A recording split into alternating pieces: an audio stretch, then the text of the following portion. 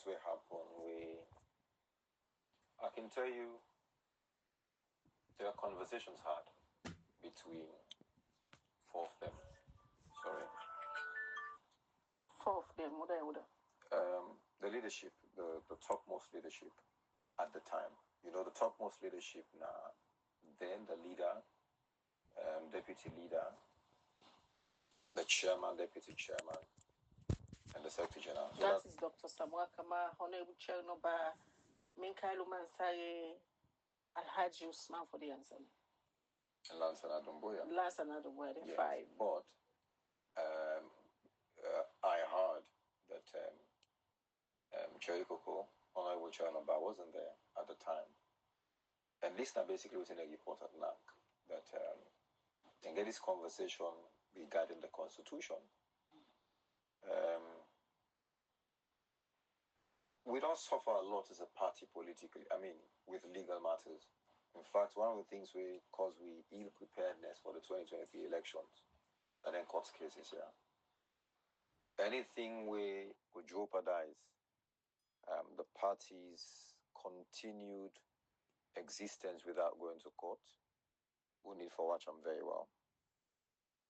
When they make the Constitution, no one was thinking of this particular situation, say, we're going for going to dialogue, we're going for going to many, many things where they prolong.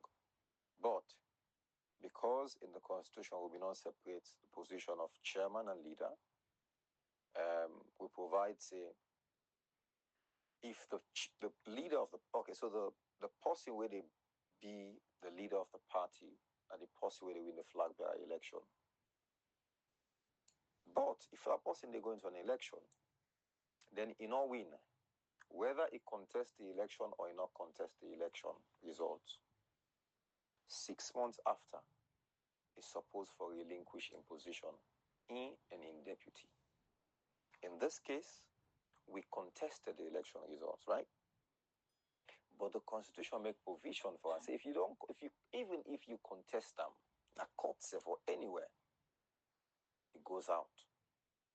You still supposed to go out. But at the time during the meeting in December, when by effluxion of time, Dr. Samoa's which himself as leader of the party, expire, come to an end, by effluxion of time, by the end of time, then get a conversation, say, basically I'm talking about the report. Then get a conversation, say, okay, you can hold on, since you can hold on not with the title as leader of the party, but as presidential candidate for the 2023 elections. And that's a title that he holds up to today, and we're going to hold forever. Nobody else would be the APC presidential candidate for 2023 elections. I'd like to go to 21 on. It was an understanding amongst them, say you will continue to hold your office, you will continue to represent the party as the face of the party. In fact, until the tripartite process done, until the submission of the tripartite report. So for that term now that, okay, Dr. Samoa Kama, even in a New Year's message, made it clear, it stated there, that, okay, he is no longer the leader of the party, but he will continue for represent the party. And that's exactly what happened at the time. I think all this thing comes to the fore after, remember the tripartite reports, now in the issue and challenges them all come now. When they ask them for key, they ask them for this, they ask them for that. I can also tell you then that I'm very aware that a letter was written to Dr. Samoa Kama requesting a meeting with him. When they request a meeting with them, they also report to me, the leadership report to me that they had a tripartite meeting, 3 of them. The chairman, the deputy chairman, and Dr. Samoa Kama. They had a meeting at the residence of the deputy chairman, Payansane, regarding this meeting in a party office. But when they come out they can report to we say Dr. Samoa Kama say, and Mama Sele not attend the meeting. That's why he did not come. And he was at a NAC meeting again. that a decision was taken. I can tell you at that NAC meeting, wasn't everybody who was in support of that decision, but decisions of boards are collective. Once it's carried, it becomes a decision of the board, and people have to live with it. That, the need for right and request the handing over of the office space to the secretariat. And that's what happened.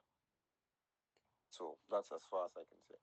The back and forth, in self rights back and all of that, you be fitted with all what you do explode and report to owner because most of them meeting there, so you not being present, but in the car report to owner. You think say it been fair with all the resistance and response, then at some point you say not feel safe for go at the party office and all of that. I think it would have been better managed by both sides. Honestly, I feel it could have been better managed, but then back and forth the day maybe would not have been necessary if the meeting after that entire tripartite meeting had been continued. Because these guys, I can tell you, they've been together for so long, right? They sabi themselves past how we sabi them.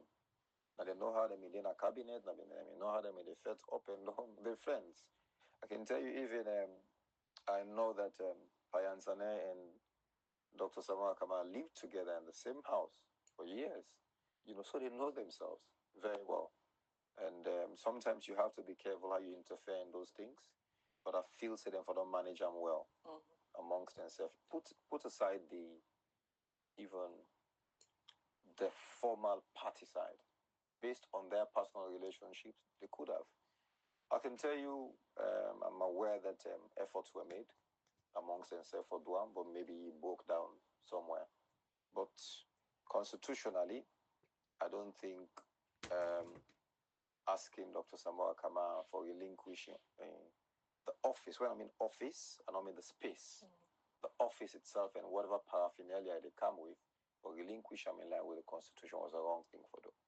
When we talk about resignation, right? The much talked about resignation, all of a sudden, people see through the social media yesterday, you see the resign from your position as Deputy Secretary General of the party, a position where now them vote for you, based on a new constitution, on a fit for pull the selection clause, on a one democracy now on a party, on a get a delegate conference, everybody be know the tension will be with this position, although yes, you might not agree, but at some point the party hierarchy then be say for step down for somebody else, but you stood your grounds, you say no, I go into the elections. If they beat me, then beat me. Respectfully, I go congratulate to that they contest with. You emerge as the winner. You hold this office, all of a sudden you say they resign. Reason like, even based on your declaration, resignation video where you make, I watch it over and over, able for state that reason why you resign of that position, you still be member of parliament, you still the APC. What make you resign? A suppression? I think when you watch the video, you don't watch properly. I think you're watching for something. Even if you read the resignation letter, I'm sure you are watching for something. So when somebody mind on fixing, at least I want for seeing this, see and whatever else you see, you will become blinded. Like not talk up. What I said was very, very clear. Me not possible when it means me what I don't.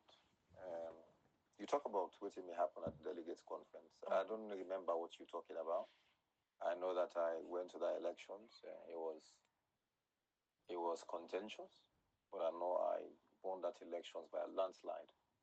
And I also want to use this opportunity to thank those 1,373 delegates who gave me the mandate for last having this capacity.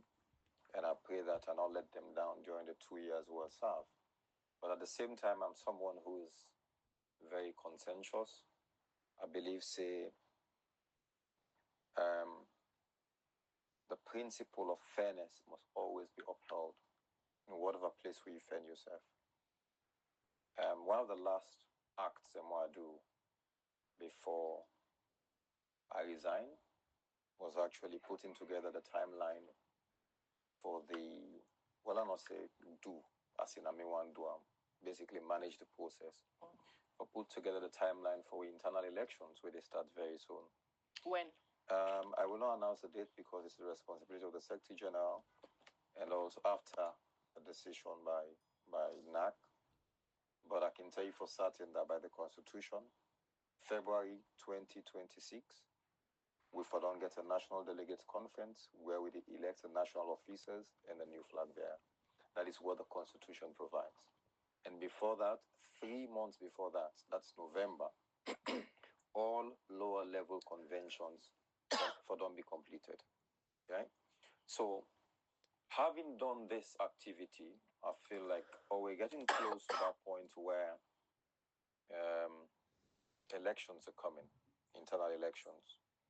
And if you want for really create a level playing field, and you get in your heart, say, okay, you want to go back to the people and ask them, say, I want to consider serving you in a different capacity, you need for give space, for continue, for maintain the integrity of the party at the secretariat. Me personally, the rumor was out there that, Timbo, they come off for flag bearer, blah, blah, blah. People were even saying there were people in the executive, we want for be flag bearer, we still hold position. And truth be told, if you're there, you're playing with all that information, you're direct in the way how the party is going, you hold an executive position, you create an unfair advantage for yourself. And that is not right. They just resign. No. So and you see, go ahead with your plans. I'm a believer of God, yeah. In terms of being qualified for one for the flag bearer of the APC, I'm qualified by our constitution. I'm qualified by the constitution of this republic. However, I'm a firm believer in Allah subhanahu wa ta'ala. I believe that power, He gives it to who He wants, when He wants, and He takes it from who He wants and when He wants.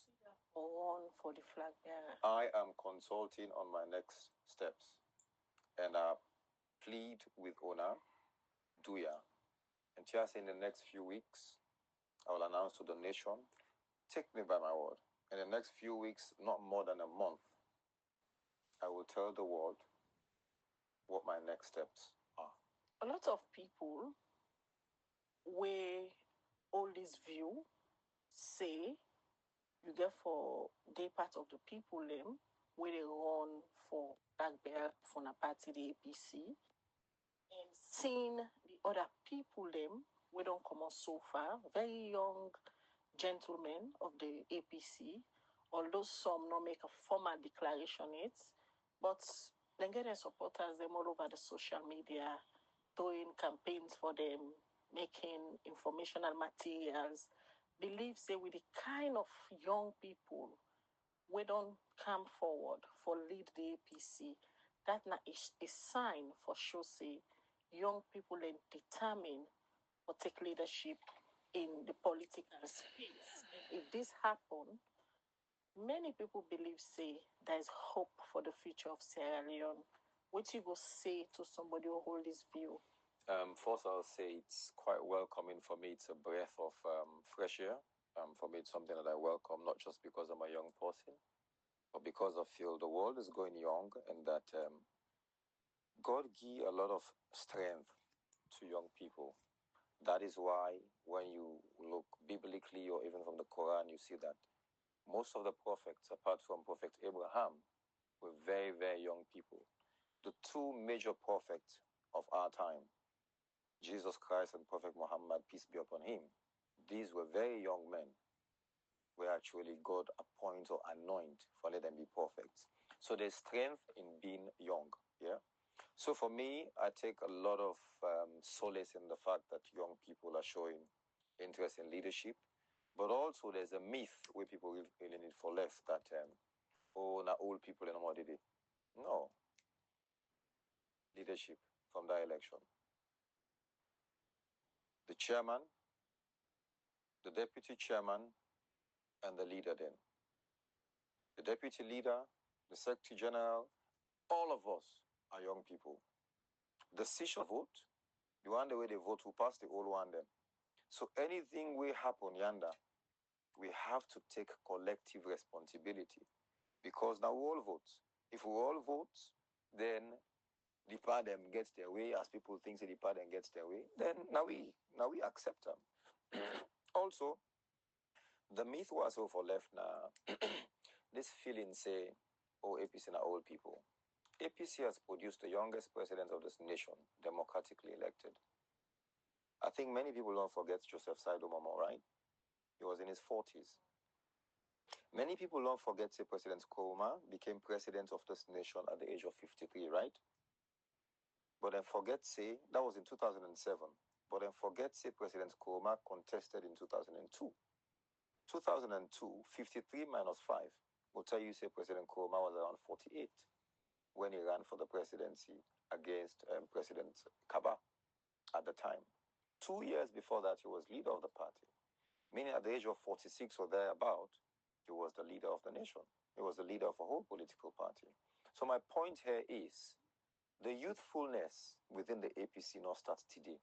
It has always been there. Giving young people power has always been the APC's drive. Now, only now people feel like saying old people, forgetting that even you are when they call old, so most of these people were young when they took power in the APC. It's just that they don't do it for a little long. Consultation, and you'll come back to the public as to your next political move as you continue. But as young as you are, based on your ambition, also you want yourself now the next 3 years politically. The next 3 years, also you want yourself. The next 3 years?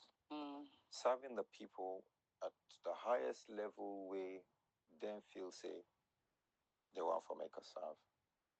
I have dedicated my life to service of people. I consider myself as representative of people. I only want the validation of the people. I don't want to be appointed a minister. I don't want to be an ambassador. Even when APC can have power. Some people will tell me, oh, no, talk. I don't want it. So you want for... I don't want. Even the position of a running mate? Look. Let's not get to that point here. Yeah, because you talk, say you don't want to be a minister, you don't want to be an ambassador. Yes. And you want to serve at the highest office when at the presidency. I didn't say that. Yeah, you just mentioned the highest level where the people want me. Yeah, look, I'm not. Khadija, I won't be shy to say I want the presidency. I won't. Based on the consultation, the people tell you say they want for the contest. Are you willing and ready at this time? I will definitely throw my hat in the race. If that was the result of my consultation, I will definitely, because like I said, I'm qualified. I think I've learned a lot, and waiting people don't know. Maybe many people not even go to that in terms of government. People now aware. I've been an officer of the courts, that's part of the judiciary. I've been in the executive. I worked in the State House. Now in Parliament. And I think that's an edge over the other people. I'm not saying it's an edge. I'm just saying I have balanced experience. And I'm not doing them position where na policy. I usually can make policy. I don't do at the part where I really do the work. So I understand the bottlenecks. I understand how governments work. I understand the challenges within the judiciary because I was there. I understand the bureaucracies where they happen with ministries, departments, and agencies. I understand how to deal with wants and scarce resources over the meeting. I understand very well the energy situation, how we left it, what was happening at the time, how we got about the energy mix. I know all those things. And then in Parliament. So Parliament just round up for me everything because in Parliament, I feel like the final place. Everything where they happen at the executive, you can end up in a Parliament. So it has given me an invaluable experience where, in a way, I want to tell President Nkrumah plenty thank you for the opportunity there. I remember once I sat with him in his office and I had this conversation. At the time, there were opportunities for young people in government. I met him with my CV and told him that Parliament I want to go. He told me his experience in Parliament and how that made him a better leader.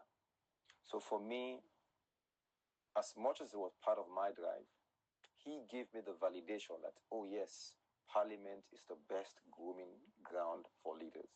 So for me, in a nutshell, I feel I am rounded in terms of experience. I'm rounded in terms of knowing the APC. I've been in there. I started from the youth level to those Usade now. I wrote the constitution for the APC with others as the principal draftsman. So I understand the APC. I've traversed the entire nation campaigning for national position within the APC. So I understand the party as well as I understand the nation. I understand governance despite my tender years. I'm only 39 years old now. So if you say you get all this understanding, you doubt that? Well, you know my story. I quote you. I know one for affirm anything now.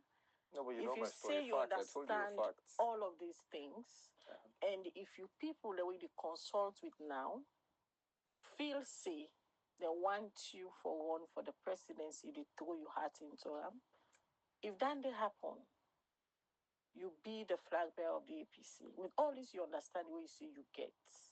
With the current issues where Salon struggle with, you will able to fix the country? I think fixing a nation is collective effort, yeah?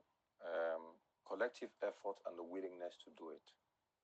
You have to have it in mind that it is not us versus them. First thing for me is about uniting the party, yeah? Because a house divided cannot stand. But after uniting the party and winning an election, you have to understand that Salon is one. And our agendas must be aligned. It has to be in sync. We have to be together. Follow move the nation go before. And I feel it's one thing where this present government miss. My first debate in Parliament was titled, in my head, unity and continuity. Governance is continuity, right? So when they come, all the APC do, then take the country, go put on a gutter inside hole, they described it negatively. They came out with a GTT report, I think, with label APC one kind of way. President Koroma had that chance to do it, but he chose for take the high road. And he said, okay, let's leave waiting on pass. Let's look at this and move forward. That is why we saw a lot of development under President Koroma's first term. But with these people, they come, they want for Fed's power balance in parliaments, then pull in our parliaments. They did a lot of things, being all sort of things. And not forget, Khadija, I cannot come to your studio now and pull you in a field, say, I go understand without talking to you. There are many things we want to do now, where I cannot just come and say, okay, all we think Khadija then do now rubbish and begin run at Khadija then. Would I be comfortable if I even tell you what you are left? Even proper handing over wasn't done, and that is what President Koroma did right. Not forget, for a week or two, the ministers of Tijan Kaba continued to serve, even when Ernest take power. So there was a seamless transition at the time, but this not happen now. So back to the question about whether we can move this country forward, I feel I can. I'm one person who believes in a national development plan, collectively owned by all of us. A national development plan where APC, SLPP, civil society organizations, religious groups, young people, women, elderly people, kids, we all come together and say, this is where we want our country. This is how we want to move a country forward. Meaning, we put together a short-term plan for the 5 years, the medium term, maybe 10 years, 15 years, then the long-term plan, which we want, what's our one day in 25 years, what's our one day in 30 years. But the only way how you get acceptance of this, now where everybody puts hands in them, and we take them to parliament, we legislate them, we popularize them, it becomes law. It becomes like the constitution of the APC. This government could tell you, say, we don't do a national development plan. Ask them whether they call for a good one. You sit down to yourself, you do a development plan, you not even talk to the journalists. You not even talk to people in the street. You don't even talk to the opposition, because you have to also respect the opposition. They are part of the governance infrastructure of any nation, and know the pressure we international community when they put we under just for go back to governance when we do that boycott. So they have to respect them. if you don't respect the opposition, then you cannot rule, you cannot govern.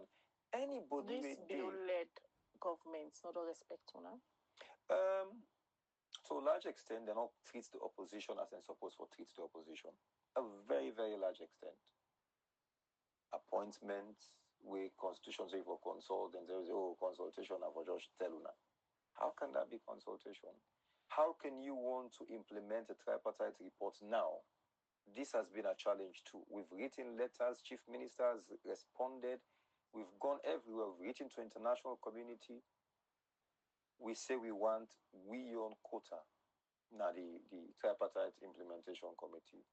The only people who did it from the APC, now the leader of government, leader of the opposition, the mayor of Freetown and Makeni. How can that be enough in a committee we get almost 20-something people? That's unfair. So if you ask me the question about being treated right, we haven't been treated right. In opposition, you have to treat an opposition as an opposition. But why una no don't come speak on these issues? Yeah. Now that make a lot of people hold this view, say una just comfortable, usa una de so, and also maybe some members of the APC, when they allege say na bedfellow the government, they're okay. The secretariat, the responsibility for right. We've written to the government, we've written to the international development partners. The publicity secretary, I'm aware, even though you say we'll not come and talk, yes, we did. The arm of the party that talks about this is the publicity department. CDA Tunis don't go across, they explain with dissatisfaction. He's done it many, many times. I remember in one of the then parliamentary programs we'll get, I was there, I spoke about it, I spoke about the dissatisfaction with the composition.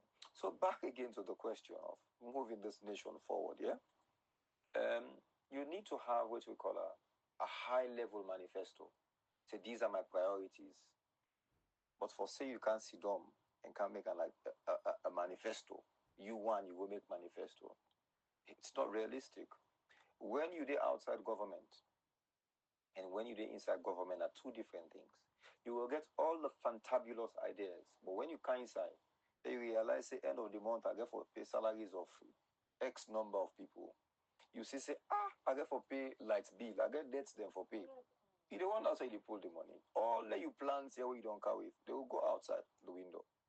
That is why I'm really worried, I'm really scared about candidates that will come on now and come with a whole manifesto. I don't have the solution to Salon problem. No one person get the solution to Salon's problem. Okay, Honorable, back to the issue of your consultation. You already don't accept if the people where you go consult tell you say run as a flag bearer for the All People's Congress, you go wholeheartedly accept. What about the other side of the coin? Say, even though them believe say you fit for run as a flag bearer, but let you understudy the person first and go as a second man at the tickets. Who will you prefer? There's nothing like going as a second person in the Constitution, right? Nobody contests for running mate position. I've had that talk. I'm telling you, people don't come out.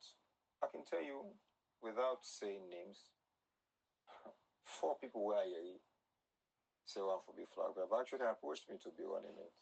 I tell them, oh, so you know, so I have that much value, right? That is why you want me to be a running mate. Nobody runs for running mate. Running mate is being selected in 2028. Elections happen in 2026.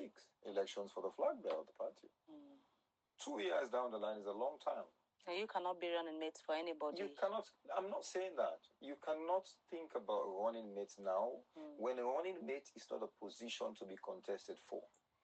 The position of deputy leader of the party is not one of the positions where anybody they contest for a national delegates conference. When it is the prerogative of whoever becomes a flag bearer in consultation with the National Advisory Committee for select. In fact, that's the only position that is being selected. That time they come and select you. So you guys want me to be running mate, huh? No, just they look at. I see you guys think that way. Anyway, now look at a few messages. So people don't say. You want to say something, Khadija? Deep down within you, like you say, you go on consultation. This issue of running mates, not one option. Based on the consultation, it is not an option on the table. How can you talk about an option? When you say option, everything on the table, like couple them remote control. Presidency day. On the table. Yes, it is. Flag bearer a day, not for presidency. Flag bearer, sorry. Yeah, a day. Running mate's not there. Who's talking about? Why should we talk about running mate even? All right. Look at messages where the viewers don't send, and you go respond to before we wrap up the program. This is actually on Facebook. They say, very decent, smart, and eloquent young man. I stand with you, Timbo. APC is changing the narrative come 2028. All right, we're going to look at more messages. We don't come na the program this morning.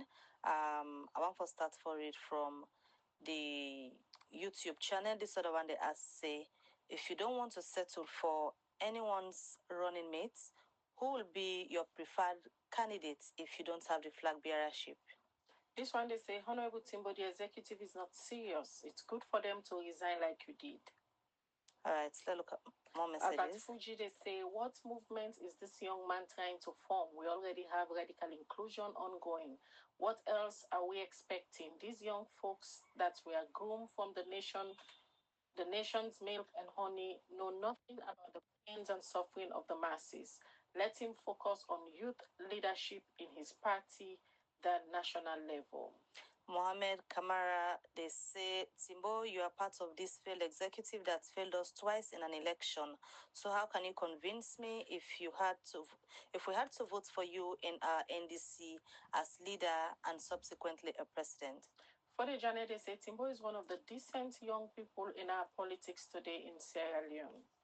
All right, so look at more messages. We don't come inside the program this morning.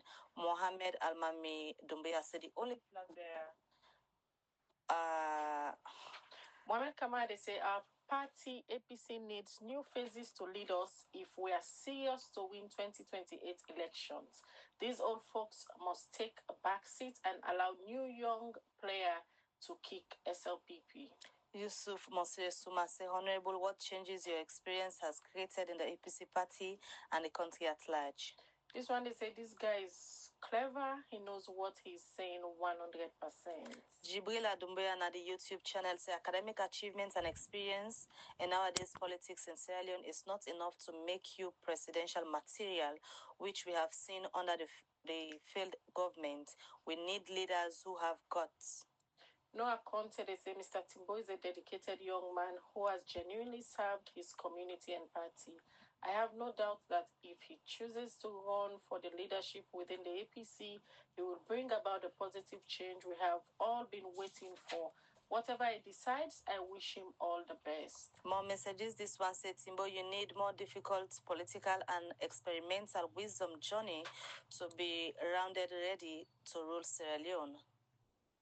All right, the last one I will take. Plenty messages. This one they ask, say, Mr. Timbo, what do you have for the youth and women of Sierra Leone? All right, there are a lot of messages, but the final one I will take from YouTube because of time. I'll sign content. Say, I like the demure of Honorable Timbo. APC needs fresh and unblemished leadership, and I see him ticking this box. Go on, Honorable Timbo. We are with you. Mr. Timbo, Sierra Leoneans are radically included. What's your take? All right, from the messages in there, Honorable. Wow. I think I've never been bombarded with questions this rapidly. Because even your brain self, for even liable, right? It's tough, but okay, I think a few I go. I'll try to see.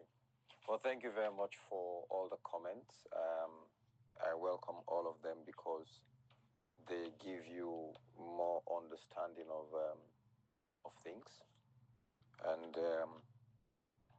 I think if I get right, let's try for C. I think somebody talk about preferred candidate, if not me. I never said I'm a candidate. Yeah, so that's the first thing first. And there's nobody who was openly declared. There's nobody. Like I said, I don't deal with fanciful things. People not there in corners don't make. I think I attended one where somebody called lawyers to a program. Well, he told the lawyers there. So I will say maybe don't declare to the lawyers, but to the public, he hasn't. Enough programs where people are whole, where they talk to they're interested. But in terms of a proper formal declaration, no one has done it. So I cannot talk about a preferred candidate if not me. At this particular moment, I am not in the race. At this particular moment, I'm not in the race. So the if not me part doesn't even apply. Somebody else talk about what movement. So you talk about radical inclusion movement, right? It's interesting. I've been feeling the radical inclusion movement now part of the government's agenda, not to anybody in personal, because whoever is propagating that, I think it's the chief minister, and he said, "I'm part of who will deliver package," But I think they've made it very clear that there's no political movement or radical inclusion movement. So for me, whatever movement, then I'm aid, a movement for the emancipation. Right? We have suffered for too long as a nation. We've gone around in circles. We go one step up, two steps behind. From where the highest time I've spent out of this nation is 6 months. I don't did this country for the 39 years what I live on earth. I've lived here. Now I study, now I do everything. So I don't see suffering now. Some people don't even understand my background. They don't understand my story. They just see this complete package and feel like it has always been rosy. But one day I think I'll explain that to people. So my movement is basically the people's movement. Whatever the people say, that's what I'm saying. I go back and consult. APC, a systematic party. A party we get a structure. Yeah? You don't just jump and say, okay, me, I want this, I want that. You have to consult because you want to represent people. You choose APC also because you're popular as APCO. You choose APC because APC is already a proper institutional foundation. Now you want for build on. Now you want for benefit from. Anybody who come for contest for leadership or any position within the APC. Now because they see this party is a viable party. Now then they can benefit from the party more than the party even they benefit from them. The other one is a focus on youth leadership and not bigger leadership. I am not a youth. I am not a youth.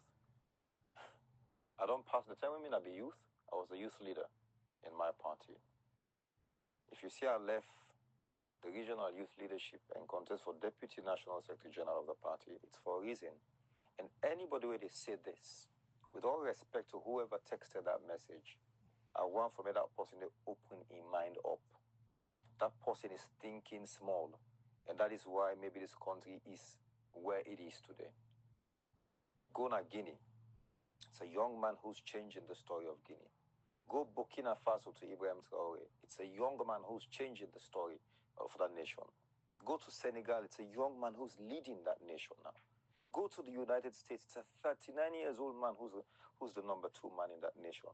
But for let somebody just sit down and say, oh, if you think about youth leadership, I beg, let that person they open their mind up. If a young person they talk so, let it change. Let it start for asking themselves the right questions about how we move this nation going forward. Somebody said the past executive has failed.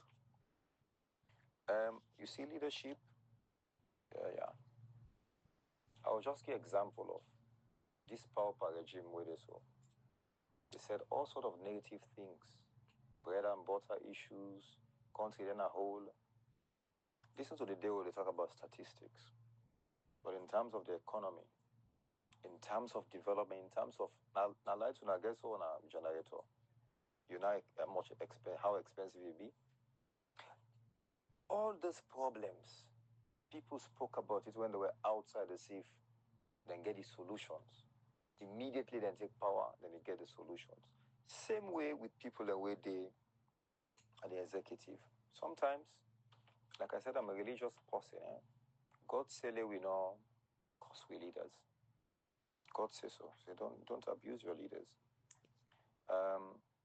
It's easy for you to text that message, say we don't fail. It's easy for you to tweet. It's easy for you to do cosmetic things.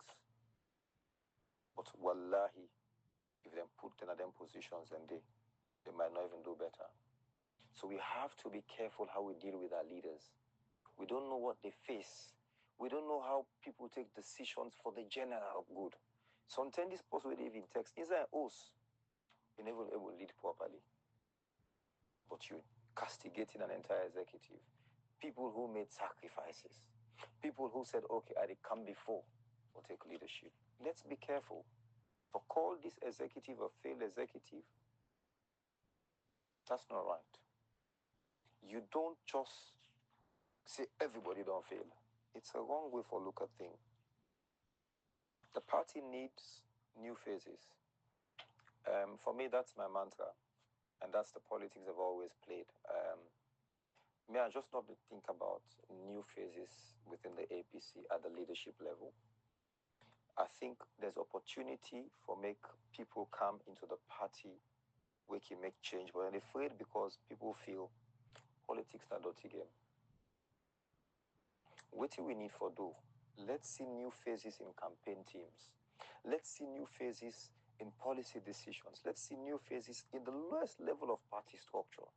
Let's see the expansion of the party base. Let's see more people talking about politics. Let's see more people talking about policies.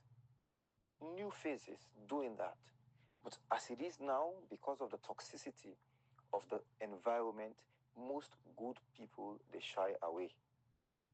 If personally, maybe look how politics bad, and think say, I've not been bad as a lawyer, or if I don't live a better life, maybe if I don't left politics, but I have persevered, and that is what I want. Now, whatever decision I got for take, you'll see I bring people where you don't want this year around politics.